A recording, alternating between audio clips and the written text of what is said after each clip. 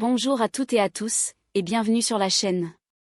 Aujourd'hui, préparez-vous à vivre un épisode bouleversant et haletant de Plus belle la vie, saison 2, épisode 325.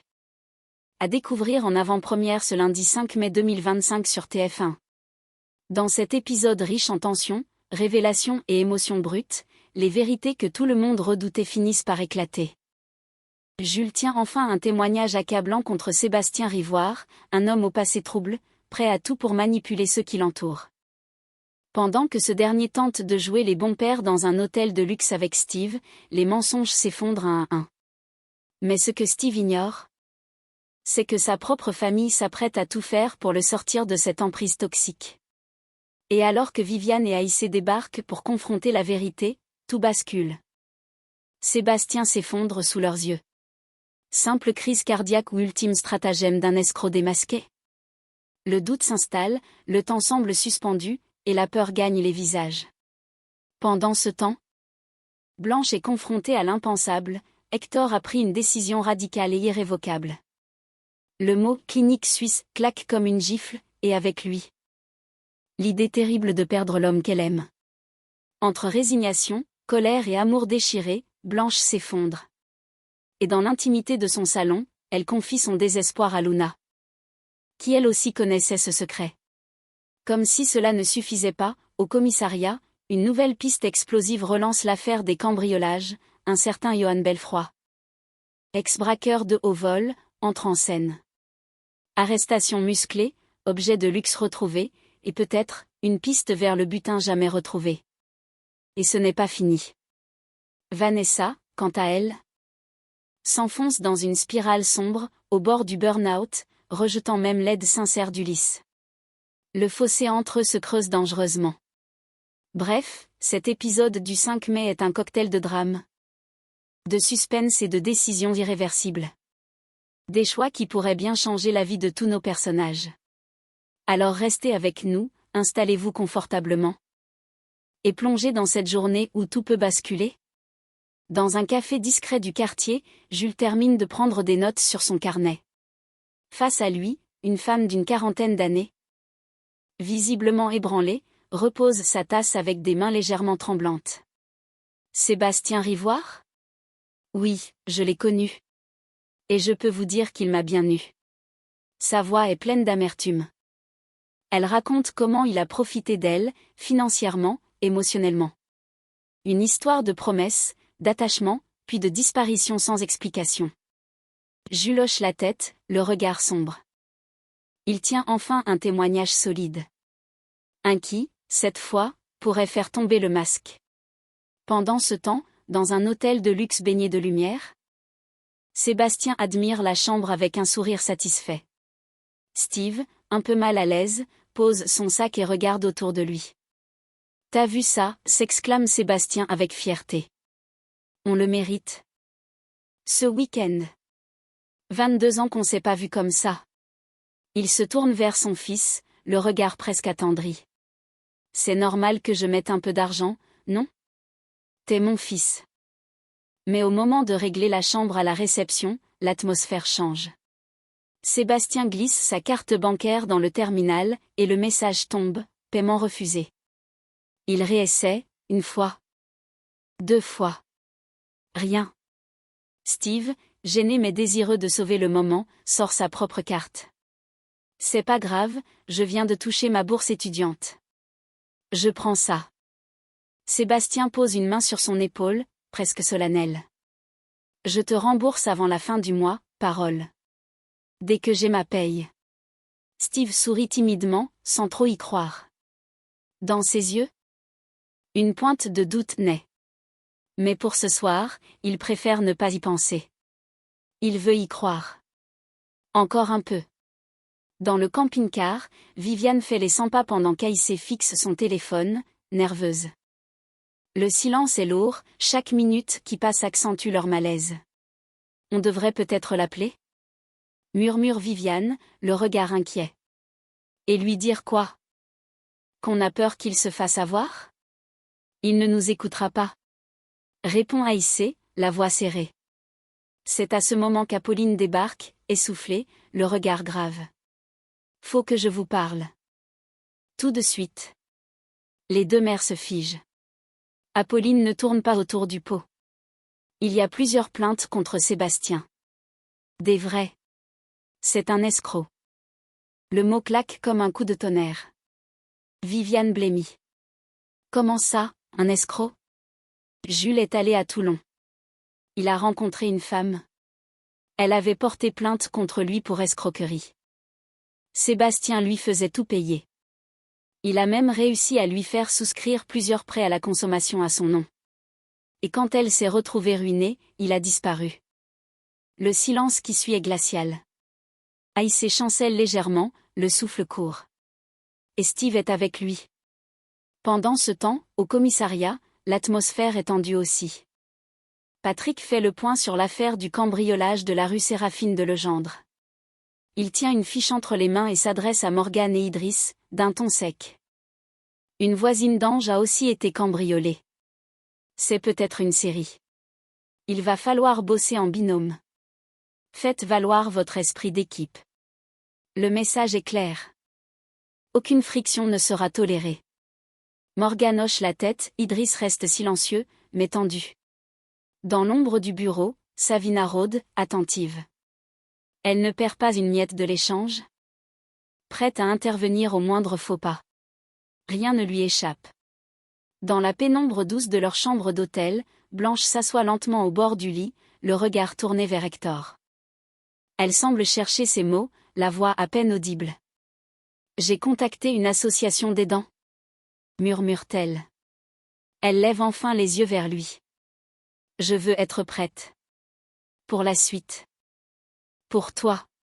Hector la regarde longuement, ému. Son visage s'adoucit, mais une ombre traverse son regard. Il s'avance, s'accroupit devant elle, pose ses mains sur les siennes. Blanche, je dois te dire quelque chose. Elle sent déjà que ce qu'il s'apprête à dire va tout bouleverser. Je n'irai pas jusqu'au moment où ça dérapera. Blanche fronce les sourcils. Ne comprends pas tout de suite. J'ai pris contact avec une clinique en Suisse. Le silence s'abat brutalement. L'air semble se figer. Blanche recule légèrement, son visage se décompose. Non. Souffle-t-elle, abasourdie. Ses yeux s'embuent, son souffle devient saccadé. Tu veux dire que, tu vas. Hector l'interrompt doucement, sans hausser la voix.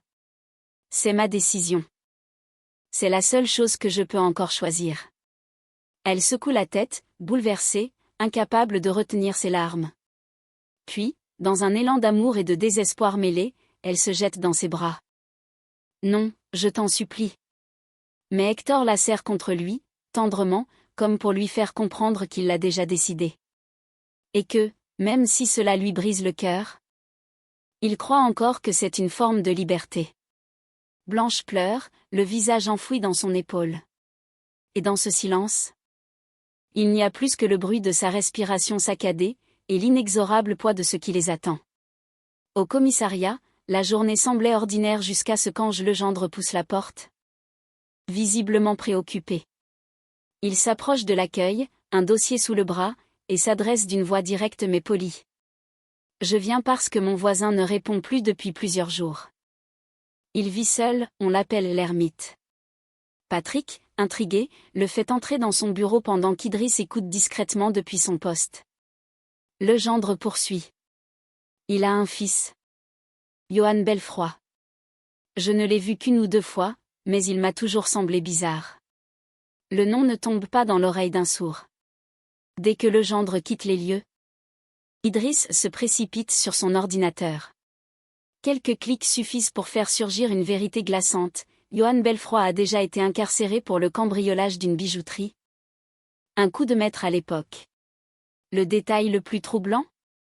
Le butin, plusieurs centaines de milliers d'euros, n'a jamais été retrouvé. Le sang d'Idriss ne fait qu'un tour. Il avertit aussitôt Patrick. Ce type, c'est pas un simple marginal. C'est un ancien braqueur. Une alerte est immédiatement lancée. Grâce à une localisation rapide, il découvre que Johan loge dans un hôtel discret en périphérie de Marseille. Quelques heures plus tard, les forces de l'ordre sont en planque devant l'établissement. Lorsque Johan franchit les portes de l'hôtel, sac à l'épaule, il n'a pas le temps de comprendre ce qui lui arrive. 3 policiers l'encerclent en silence. Johan Belfroy ? Vous êtes en état d'arrestation. Il tente à peine de résister. À l'intérieur du sac, un indice, une montre de luxe et plusieurs objets en or. Peut-être enfin une piste vers le butin disparu.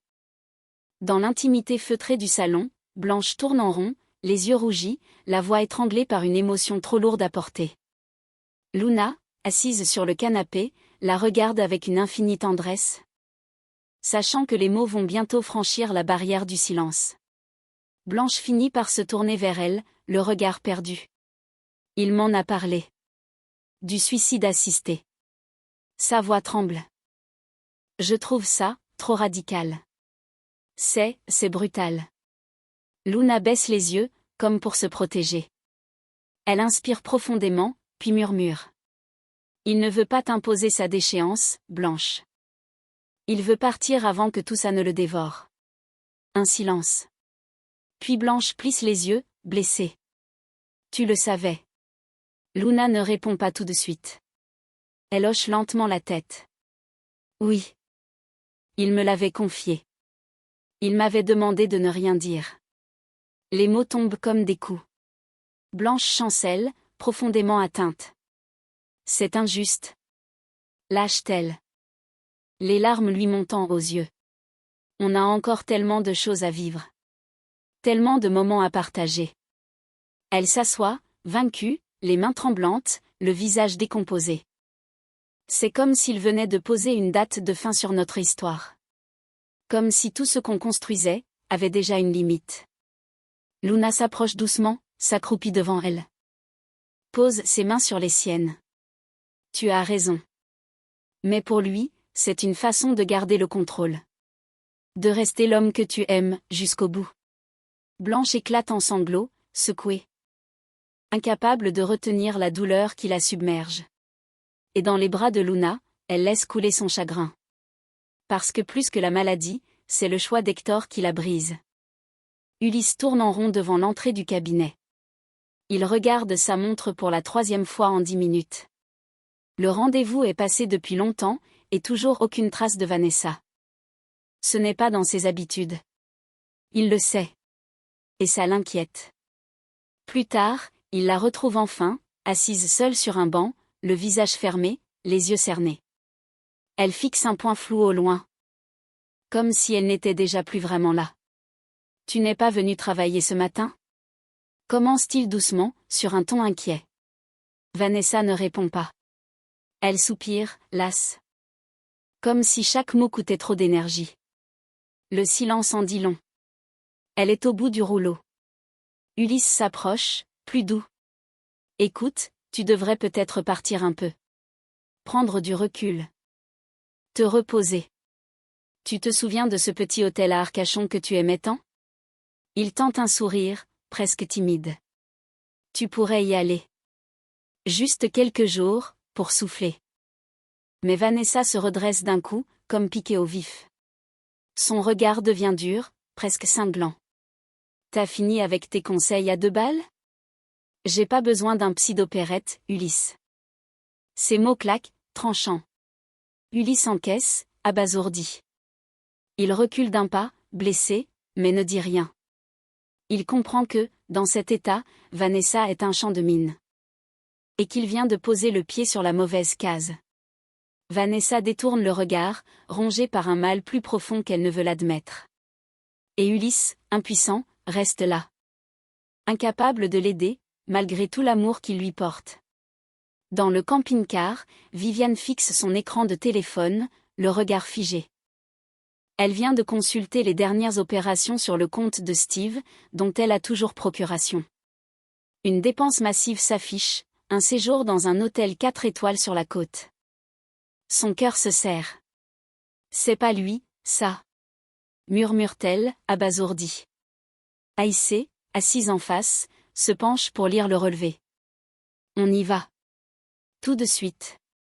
Apolline, qui assiste à la scène, hésite. Vous êtes sûr ? Et s'il trouvait ça intrusif ? Il va vous accuser d'espionnage ? Mais Viviane et Aïssé sont déjà debout, leur regard déterminé. Il ne s'agit plus d'attendre. Leur fils est sous influence, elles le sentent. Avant leur départ, Jules les intercepte, inquiet. Si Sébastien est vraiment ce qu'on pense, il peut être dangereux. Ne vous laissez pas piéger. Il leur tend son téléphone. Je vous envoie un message vocal, si vous avez un doute, vous l'écoutez. Et restez prudente. Quelques heures plus tard, elles arrivent devant l'hôtel. L'endroit respire le luxe, le genre de lieu que Steve n'aurait jamais pu s'offrir seul. Elles entrent, tendues, prêtes à tout. Dans la suite, Steve tombe des nues en voyant ses deux mères surgir. « Qu'est-ce que vous faites là ?» Viviane ne perd pas une seconde. « Ce qu'on fait là ? On vient te dire tes 4 vérités. » Aïssé enchaîne, la voix chargée d'émotion. « Ce type est un escroc, Steve. Il t'utilise. Tu crois qu'il t'aime, mais il te manipule. » À leurs mots, Sébastien, assis dans un fauteuil, pâlit brusquement. Il tente de se lever, mais vacille. Ses traits se crispent, sa main se plaque contre sa poitrine. « Papa » souffle Steve, pris de panique. Sébastien s'effondre lentement sur le sol, sous les yeux médusés de tous. Est-ce une crise cardiaque ? Une mise en scène ? Les secondes s'étirent dans un silence figé par la peur. Steve se jette à genoux. Appelez une ambulance. Vite. Viviane et Aïssé échangent un regard inquiet. Et si ce coup de théâtre n'était qu'un dernier coup de bluff, ou la chute brutale d'un manipulateur démasqué ? Et voilà. Cet épisode du 5 mai 2025 nous laisse en apnée, entre vérité dévoilée, émotion à fleur de peau et décisions irréparables. Tandis que Blanche vacille face à l'annonce déchirante d'Hector, Steve, lui, voit l'image de son père s'effondrer sous ses yeux. Mais ce qu'on croyait être une confrontation familiale devient peut-être le théâtre d'un ultime coup de bluff. Quelles seront les conséquences de cette journée ? Jusqu'où ira Hector dans son choix ? Et surtout, Steve saura-t-il enfin ouvrir les yeux sur qui est vraiment Sébastien ? Si vous avez été touché, choqué ou bouleversé par cet épisode, n'hésitez pas à liker, commenter et vous abonner à la chaîne pour ne rien manquer de la suite. On se retrouve très vite pour un nouveau résumé plein de rebondissements. Prenez soin de vous, et à très bientôt pour la suite de Plus belle la vie sur TF1.